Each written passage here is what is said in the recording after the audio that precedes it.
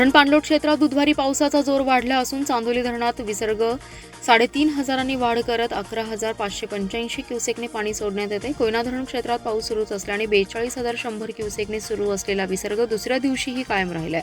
दोन्ही धरणातून विसर्ग सुरू असल्याने कृष्णा नदीच्या पाणी पातळीत 1 फुटाने वाढ झाली आहे। दरम्यान आणखीन वाढणार असल्याचं पाटबंधारे विभागाच्या वतीने सांगण्यात आलंय। दरम्यान जिल्ह्यात दिवसभर काही ठिकाणी पावसाने हजेरी लावली। जिल्ह्यात निर्माण झालेल्या पूरस्थितीचा धोका काहीसा कमी झाल्यानंतर धरण क्षेत्रात पुन्हा जोरदार पाऊस होतोय। चांदोली धरण क्षेत्रात 73 मिलीमीटर पाऊस झाला असून धरणातील पाणी साठा 29.60 टीएमसी झालाय। त्यामुळे धरणातून 3,500 विसर्ग वाढवण्यात आलाय। दुपारपासून धरणातून 11,585 क्युसेकने विसर्ग सुरू आहे। कोयना धरण क्षेत्रात 92 मिलीमीटर पाऊस झाला असून धरणात 85.97 टीएमसी पाणी साठा झालाय। धरणातून 42,100 क्युसेकने विसर्ग सुरू आहे। शिराळा तालुक्यात जोरदार पाऊस होतोय। वाळवा, मिरज, पलूस, कडेगाव तालुक्यातील अनेक गावांमध्ये दिवसभर पाऊस सुरूच राहिलाय। कृष्णा आणि वारणा नदी काठावरील पाणी पातळी कमी झाल्याने पुराचा धोका टळला होता, परंतु पुन्हा पाऊस आणि धरणातून विसर्ग वाढवल्याने कृष्णा आणि वारणा नदीच्या पाणी पातळीत वाढ होऊ लागली। दिवसभरात कृष्णा आणि वारणा नदीच्या पाणी पातळीत 1 फुटाने वाढ झाली आहे। त्यामध्ये आणखी काही प्रमाणात वाढ होणार असल्याचं नदीकाठच्या गावांना सतर्कतेचा इशारा पाटबंधारे विभागाच्या वतीने देण्यात आलाय। नदीकाठावरील पिके अद्याप पाण्याखाली कायम आहेत। जिल्ह्यातील 24 पूल आणि 12 बंधारे पाण्याखाली कायम आहेत। जिल्ह्यात अद्याप 25 रस्त्यांवर पाणी असल्याने त्यासाठी पर्यायी मार्गावरून वाहतूक सुरू आहे। शिराळा तालुक्यातील देवाडी येथे भर नागरी वस्तीत मगरीचं दर्शन झाल्याने नागरिकांमध्ये भीतीचं वातावरण आहे। मागील 8 दिवसांपासून सुरू असलेल्या अतिवृष्टी पावसामुळे शिराळा व वाळवा तालुक्यात पूरजन्य परिस्थिती निर्माण झाली। या पुराच्या पाण्यातून मगरी, साप यांसारखे सरपटणारे प्राणी भर वस्तीत येत आहेत। आज देवाडी येथील जिल्हा परिषद शाळेजवळच रोडला लागून असलेल्या तलावामधून 5 ते 6 फुटांची मगर रस्त्यावर आली। या तलावामध्ये यापूर्वी सुद्धा किमान 5 ते 6 फूट लांबीची मगर तलावाबाहेर आलेली दिसून आली होती। त्यामुळे आसपासच्या लोकांमध्ये आणि शाळकरी मुलांमध्ये भीतीचं वातावरण होतं। गावातील सरपंच शुभम खोत आणि उपसरपंच सुहास कदम यांनी वन विभाग यांच्याकडे वारंवार त्या मगरीस पकडण्यासाठी सांगण्यात आलं होतं, मात्र वन विभागाकडून कोणतीच कारवाई झाली नव्हती।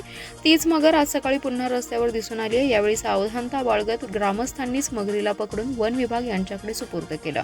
वन विभागाने मगरीला ताब्यात घेऊन तिची नैसर्गिक अधिवासात मुक्तता केली।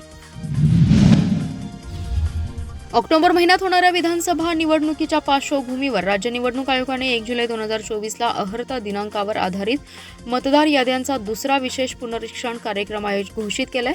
निवडणुकीसाठी प्रारूप मतदार यादी 25 जुलैला प्रसिद्ध होणार होती, मात्र राज्यातील पूरस्थितीमुळे लांबणीवर गेली होती। 2 ऑगस्टला विधानसभेसाठी प्रारूप यादी प्रसिद्ध होणार आहे।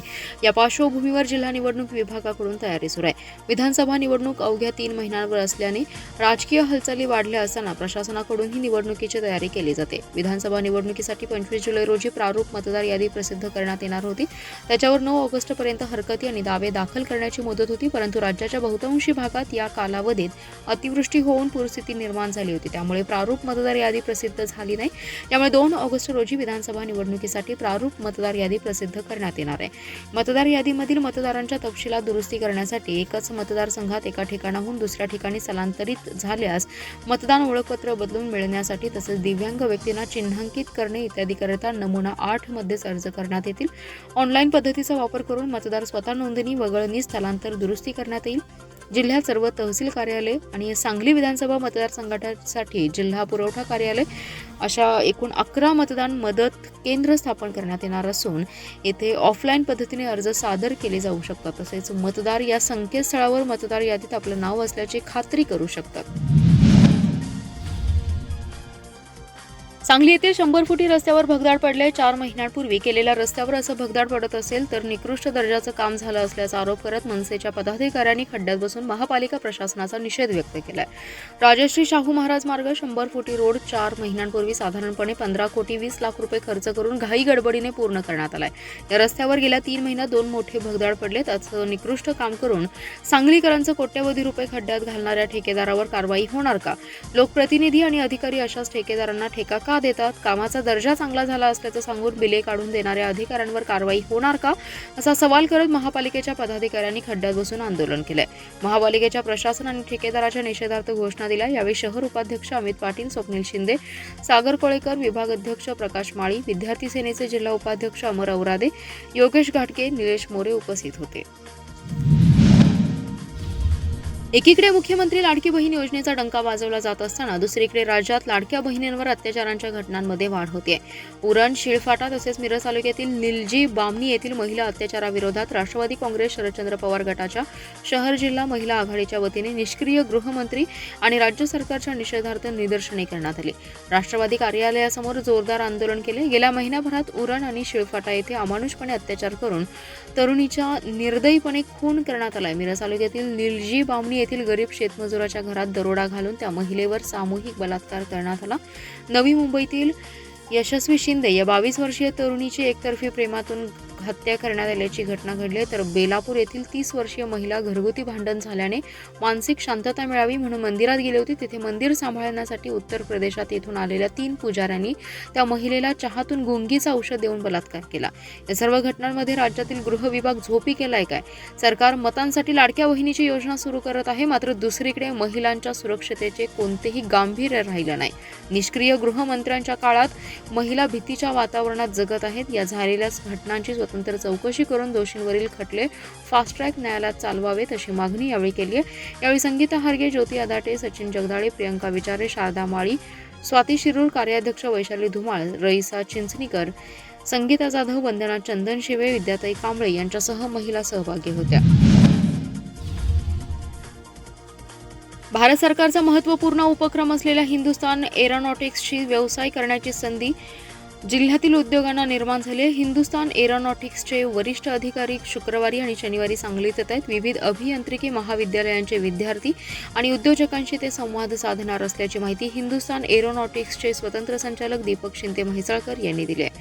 हिंदुस्थान एरोनॉटिक्स ही कंपनी लष्करी लढाऊ विमाने, नागरी विमाने तसेच भारतीय अवकाश संशोधन संस्थेसाठी लॉन्चिंग व्हेइकल निर्माण करणारी जगातील एक मोठी कंपनी म्हणून नावारूपाला आली आहे. कंपनीचे मुख्यालय बेंगलोर येथे आहे. नाशिक, कोरबा, कानपूर, कारापूट, लखनौ आणि हैदराबाद येथे कंपन्यांच्या शाखा आहेत. या कंपनीचा लाभ सांगली परिसराला व्हावा यासाठी प्रयत्नशील आहे. त्याचाच एक भाग म्हणून या कंपनीबरोबर स्थानिक उद्योजकांना व्यवसाय करण्याची संधी उपलब्ध केली जाते. 2 ऑगस्ट रोजी दुपारी वालचंद अभियांत्रिकी महाविद्यालयात जिल्ह्यातील विविध अभियांत्रिकी महाविद्यालयांमधील विद्यार्थ्यांसाठी ओरिएंटेशन प्रोग्राम आयोजित करण्यात आलाय. कंपनीची माहिती आणि विद्यार्थ्यांना भविष्यातील संधी याबाबत मार्गदर्शन होणार आहे. दुपारी 4 ते 6 या वेळेत उद्योजकांना हिंदुस्थान एरोनॉटिक्सची माहिती आणि व्यावसायिक संधी या विषयावर वालचंद अभियांत्रिकी महाविद्यालयात चर्चासत्र होईल. हिंदुस्थान एरोनॉटिक्सच्या मुख्य कार्यकारी अधिकारी साकेत चतुर्वेदी हे मार्गदर्शन करणार आहेत. शनिवारी मिरज MIDC मिरज येथे हिंदुस्थान एरोनॉटिक्सच्या वरिष्ठ अधिकाऱ्यांसमवेत व्यवसाय वृद्धीसाठी बैठक होईल. जिल्ह्यातील उद्योजकांनी याचा लाभ घ्यावा असं आवाहन शिंदे म्हैसाळकर यांनी केलं आहे. राज्य सरकारने तातडीने कर्नाटकच्या अलमटी धरण आणि हिप्परगी बंधाऱ्याचा विसर्ग वाढवून पाणी पातळीत नियंत्रित ठेवण्यासाठी पावले उचलावीत, अन्यथा कोल्हापूर आणि सांगलीला महापुराचा धोका आढळ असल्याचा इशारा कृष्णा महापूर नियंत्रण कृती समितीकडून देण्यात आलाय. सध्या कृष्णा आणि पंचगंगा नद्यांना पूरस्थिती आहे. याशिवाय ऑगस्ट महिन्यात पश्चिम महाराष्ट्रात मुसळधार पावसाचा इशारा हवामान खात्याकडून देण्यात आलाय. त्यामुळे राज्य सरकारने तातडीने कर्नाटक सरकारवर दबाव आणून अलमटी धरणाची पाणी पातळी 513.60 मीटर आणि हिप्परगी बंधाऱ्याची पाणी पातळी 518 मीटरपर्यंत नियंत्रित ठेवण्यासाठी प्रयत्न करावेत. तसेच अलमटी धरणातून 4 ते 4.5 लाख क्युसेक विसर्ग करण्यासाठी पाठपुरावा करावा. आवश्यक असल्यास मागणी देखील कृष्णा महापूर नियंत्रण कृती समितीकडून करण्यात आली आहे. सातारा जिल्ह्यातील सर्व धरणे पूर्णपणे भरलेली आहेत आणि हवामान खात्याने अतिवृष्टीचा इशारा दिलाय. त्यामुळे धरणातून यापुढे मोठ्या प्रमाणात पाण्याचा विसर्ग सुरू होणार आहे. आम्ही कर्नाटक आणि राज्याच्या मंत्री अधिकाऱ्यांना निवेदन देऊन देखील कोणतीही कार्यवाही झाली नाही. आमच्या निवेदनाची दखल घेऊन मुख्यमंत्री एकनाथ शिंदे यांनी तातडीने आदेश द्यावेत अशी मागणी देखील यावेळी करण्यात आली आहे.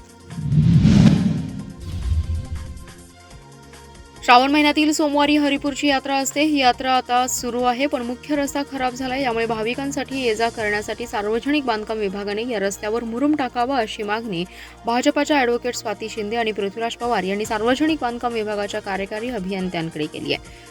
भाजप महिला मोर्चाच्या प्रदेश सरचिटणीस ॲडव्होकेट स्वाती शिंदे व भाजपा किसान मोर्चाचे प्रदेश सचिव पृथ्वीराज पवार या दोघांनी हरिपूर रस्त्याला जाऊन हरिपुरातील नागरिकांशी चर्चा केली. यावेळी प्रशासनाचे सार्वजनिक बांधकाम विभागाचे कार्यकारी अभियंता माझगावकर यांना तातडीने बोलावून घेतलं. कंत्राटदाराने काम अत्यंत संथगतीने सुरू केले. खोदलेला रस्ता, त्यातून झालेला चिखल आणि त्यातून झालेले अपघात यातून नागरिक त्रस्त झालेत. श्रावण महिना तोंडावर असल्याने संगमेश्वर मंदिराकडे जाणाऱ्या भाविक भक्तांसाठी मोठा त्रास होऊन लोकांना याला सामोरं जावं लागणार आहे. या रस्त्यावर तातडीने मुरुम टाकणं गरजेचं आहे. रस्ता दोन्ही बाजूंनी सुरू करावा. सिमेंट कॉन्क्रीट केलेल्या रस्त्यावरून फक्त जड वाहने सोडावीत. डांबरी रस्ता होणं बाकी आहे. त्या रस्त्यावर मुरुम टाकून वाहने जाण्यासाठी रस्ता मोठा करावा. श्रावण महिन्यामध्ये हे काम पूर्ण बंद ठेवावं. एकाही नागरिकाला त्याचा त्रास होता कामा नये अशी मागणी केली आहे. यावर कार्यकारी अभियंता यांनी चिखलमय झालेला रस्ता साफ करून त्यावर खडीकरण केलं जाईल असा शब्द दिला. शामरावनगर दफनभूमीच्या जागेला विरोध करणाऱ्यांचा समस्त मुस्लिम समाजाने समाचार घेतलाय. हे सर्व आर्थिक मलिद्यासाठी केलं जात असून दफनभूमीच्या जागेत ही मलिदा पाहिजे असेल तर अशा मलिदा खाऊ टोळीला प्रसंगी भीक मागून मलिद्याची रक्कम देऊ. त्यांनी फक्त आकडा सांगावा, मात्र समाजाच्या भावनेशी खेळू नये असा इशाराही देण्यात आलाय. तसेच मुस्लिम समाज जागा हस्तांतरणासाठी आक्रमक झाली असून महापालिकेने तातडीने जागेची हस्तांतर प्रक्रिया पूर्ण करावी अशी मागणीही करण्यात आली. यावेळी समस्त मुस्लिम समाज समितीचे आसिफ बावा, जब्बार बारस्कर, आयुब बारगीर, युनुस महात, कय्यूम पटवेगार, राजू पखाली, अकबर शेख, सलीम पन्हाळकर, इम्तियाज भालदर, इरफान शिकलगार, अशफाक शेख, शकील मुल्ला, सुहेल बलबंड, समीर मालगावे, ताजुद्दीन शेख, तोहिद फकीर, अक्रम शेख, मुन्ना शेख, समीर मोमीन, उमर गवंडी आदींसह समाजबांधव उपस्थित होते.